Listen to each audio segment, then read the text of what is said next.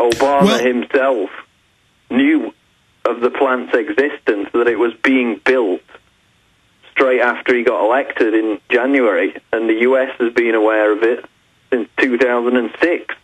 So they choose the G20, they choose this moment, and by the way, it's right on the eve of talks with Iran. So Obama's, characteristic as this statesman, this ambassador, has been blown wide open again. Well, just like last time, I want to talk about that when we come back. He says, I want to be friends with you right when they launched the CIA destabilization. He says, I want to be your friend. And they go, okay, we're going to open this plant. And they go, oh, my God, we found a secret plant. Then you read down deeper, it says Iran announced it. I mean, it's just, but just like the public loves to be lied to about how the banks were going to use the bailout money to unfreeze the mortgages, and then they get the money and say they're not going to day one. It's all about hoaxes, all about giant lies. Stay there. Let's talk about the timetable for hitting Iran. Israel says they can do it any time now. God help us. Your call's coming up in the next segment, 1-800-259-9231. Kurt Nimmo, Paul Watson, whoever wants to go first can.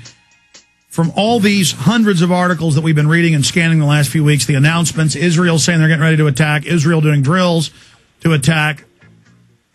Clearly, they're beating the drums just like they did up until March 2003 with the strike on Iraq. The same folks that lied about WMDs there are now doing it here, but not worried about Pakistan, who the West actually gave nukes to, and delivery systems. They want to go into Iran more than anything just as a political cover for devaluing the dollar here. Because as long as they devalue the dollar while we're in a war, people will wave flags and say, great, I'm glad I'm going bankrupt. The RAND Corporation talked about that, didn't they, Paul? Yeah, that was about a year ago. They said we want a major new war, to get the weapons trade flowing again. And we've been talking about this for years, but as Kurt mentioned, the massive ordnance penetrator, the nuclear-tipped bunker buster, they're reporting now that it's been brought forward by no less than 3 years, and that it indicates, quote, the Obama administration has been preparing military muscle to back up the international condemnation of Iran. So they're getting ready for the sanctions, as you said. Oh, Israel's got those too. They, what was it, 2 years ago, ordered, I want to say 50 of them? I mean, this is, of course they have bunker-busting mini nukes. No, it's the first 15-ton super bunker buster bomb, so it's just a bigger version. Oh. Because it allows them to reach a depth of 60 meters, according to this article, before exploding. So they're just beefing up the weapon systems.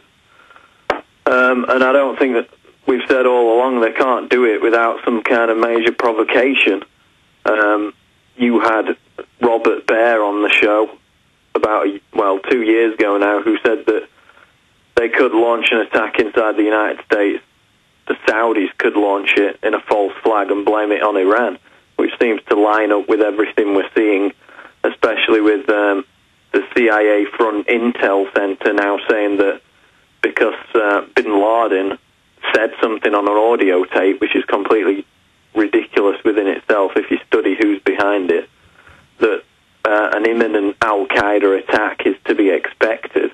And then the FBI goes out and finds former prisoners, leads them, gives them cell phones, money, and fake bombs, and busts them at the same time, clearly to coincide with the G20 and the Iran situation. And going back to Saudi Arabia with Israel, with the U.S., setting up the Taliban and al-Qaeda in Charlie Wilson's war, which is a whitewash, but that part is true. It's the same M.O. That's why the hijackers were known Saudi intelligence, according to Mr. Springman of the U.S. Embassy, and ordered to come over here and set up, thinking they were taking part in drills. Saudi Arabia always helps stage attacks to go after its enemy, Iran and Iraq. It's very, very, I agree with Baer when he said that a year and a half ago. We should repost that, Paul. Yeah, and obviously it ties in with the fact that the U.S. government, both under Bush and Obama, has been funding al-Qaeda-affiliated groups, Sunni terrorist groups, to go into Iran and attack Iran. And there have been attacks on parliament buildings in Iran that have all led back to this Jundullah organization, which was formerly headed by Khalid Sheikh Mohammed, and it's being funded directly by the CIA. And by the way, the White House put out a press release 3 years ago on that. They're proud of this because they know the public can't tell Al-Qaeda from Shiite. I mean, it's like John McCain during the campaign saying that. I mean, they think of the public as absolute trash. Well, yeah, they don't care. I mean, it's black and white. They just portray it as a comic book villain piece every time. I mean, they tried to overthrow Ahmadinejad, obviously, a few months ago with this election when there were cries of staged elections, which is pretty rich when the most recent election in Afghanistan is admittedly completely staged for the Western puppet to get back in power, but there's no establishment media outcry about that. Kurt, let me ask you this, and we'll come back and ask Paul, and then take calls. When do you believe they're getting ready to hit, from all their statements, hit Iran? Is there any way to stop them from saying they've got WMDs and we'll do Iraq Part 2? Well, it looks like mass murder by Christmas, but not necessarily. Recall that Obama said that they're going to impose some punitive medieval sanctions on Iran prior to, putting this war agenda on the table. And then give them ultimatums, and then it's almost like a get the popcorn countdown. As Americans go, we feel manly when we see skyscrapers blowing up during shock and awe. We feel manly. We may have lost our jobs and lost our bank accounts, but we want to feel manly. We want to see some buildings blow up. It's better than going to a Bruce Willis movie. Come on, we want to feel manly right now. Bomb that Middle Eastern country. It's not Middle Eastern, but they don't care. We'll be right back with Kurt Nimmo, Paul Watson, get their take on all this, and take your phone calls. Countdown to the strike on Iran.